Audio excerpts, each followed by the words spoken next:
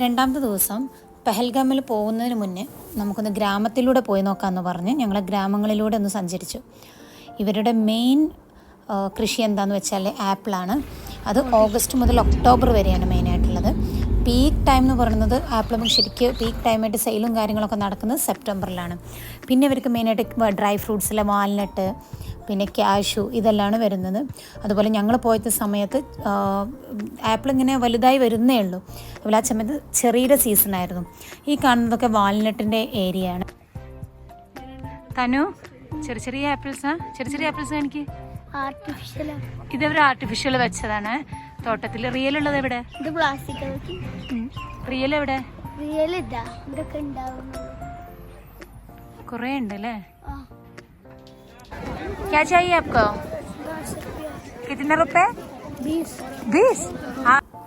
അവൻ ആദ്യം 10 എന്ന് പറഞ്ഞു. അപ്പോൾ ഞാൻ എത്രയാന്ന് ചോദിച്ചപ്പോൾ അവന് 20 രൂപ എന്ന് പറഞ്ഞു.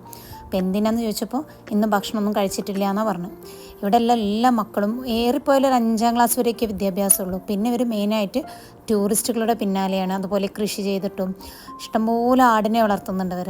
ഇതൊക്കെയാണ് ഇവരെ മെയിൻ വരുമാന മാർഗ്ഗങ്ങൾ. അതുപോലെ ചെറി, പ്ലംസ്, സാഫ്രോൺസ്, സ്ട്രോബെറി, അങ്ങനെ ഓരോ ടൈമിലും ഇവർക്ക് ഓരോ തുളിപ്സിൻ്റെ സീസണ്. ഈ മരങ്ങളൊക്കെ ഉപയോഗിക്കുന്നത് അവർ ബെഡ് ഉണ്ടാക്കാനും ഫേർണിച്ചേഴ്സ് ഉണ്ടാക്കാനുമാണ്. അതിൻ്റെ കൃഷിയുള്ളൊരു ഏരിയയാണ് ഈ കാണുന്നത്. അത് കഴിഞ്ഞ് വേറൊരാളെ പരിചയപ്പെട്ടു നമ്മൾ, മുഹമ്മദ് ഇക്ബാൽ. അവൻ്റെ ജോലി എന്താണെന്ന് വെച്ചാൽ ഒരു യാക്കുണ്ട് അവൻ്റെ കയ്യിൽ. അതിനെ വെച്ച് നമ്മൾ ഫോട്ടോ എടുത്ത് അവന് കാശ് ഉണ്ടാക്കുകയാണ്. പക്ഷേ യാക്ക് അവൻ്റെ സ്വന്തമല്ല, അതിന് വേറൊരു ഓണർ ഉണ്ടെന്നാണ് അവന് പറഞ്ഞത്.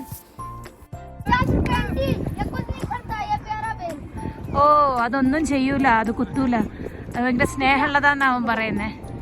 കുറേ നേരമായി എന്നോട് പറയുന്നത് അതിന് കയറിയിട്ടൊരു ഫോട്ടോ എടുക്കാന്ന്. आपका नाम क्या है? इसरार. आप इधर क्यों बैठते हैं? हम पैसे कमाते हैं. पैसे के लिए? हाँ. कैसे बनाते हैं पैसा? फोटो खींच के. ഇവനും ഇവൻ്റെ പെങ്ങളും ഉണ്ട് തൊട്ടടുത്ത്, മസ്രത്ത്. ഇവർ രണ്ടുപേരും ഈ ആടിനെ വെച്ചിട്ട് നമുക്ക് ഫോട്ടോ എടുക്കാൻ തരും. ആടാണെങ്കിലോ ഒരു പാവം ആട്. അതിനെ വെച്ചിട്ട് നമ്മൾ 20 രൂപ മുതൽ 50 രൂപ വരെയാണ് ഒരു ഫോട്ടോക്ക് അവർ പറയുന്നത്. ഇതൊക്കെയാണ് ഇവിടുത്തെ കുട്ടികളുടെ അവസ്ഥ. ഇവരാരും സ്കൂളിലൊന്നും പോകുന്നില്ല. ഒരു 5 വരെയൊക്കെ പോയി കഴിഞ്ഞാൽ പിന്നെ അവർ പഠിത്തം നിർത്തി എല്ലാവരും ടൂറിസ്റ്റുകളുടെ പിന്നാലാണ് പിന്നെ അവർ പോകുന്നത്. കഷ്ടം തോന്നും ഇവരുടെ അവസ്ഥയൊക്കെ കണ്ടു കഴിഞ്ഞാൽ നമുക്ക്. ഇത് കഴിഞ്ഞ് നമ്മൾ എന്ത് ചെയ്തു, ഇവിടെ നിന്ന് നേരെ പെഹൽഗമിലോട്ട് യാത്രയായി. അവിടെയൊക്കെ പോകുന്ന വഴിയൊക്കെ നല്ല രസമുള്ള വ്യൂ ആയിരുന്നു 2 സൈഡിലും. ശരിക്കും നമ്മുടെ ഭൂമിയിലൊരു സ്വർഗ്ഗം ഉണ്ടെങ്കിൽ അത് കാശ്മീരാണെന്ന് പറയുന്നതൊന്നും വെറുതെ അല്ല. അപ്പോൾ പെഹൽഗമിലെ വിശേഷങ്ങളൊക്കെ നിങ്ങൾ വീഡിയോയിൽ കാണാം. അപ്പോൾ എല്ലാവരോടും ബൈ ബൈ.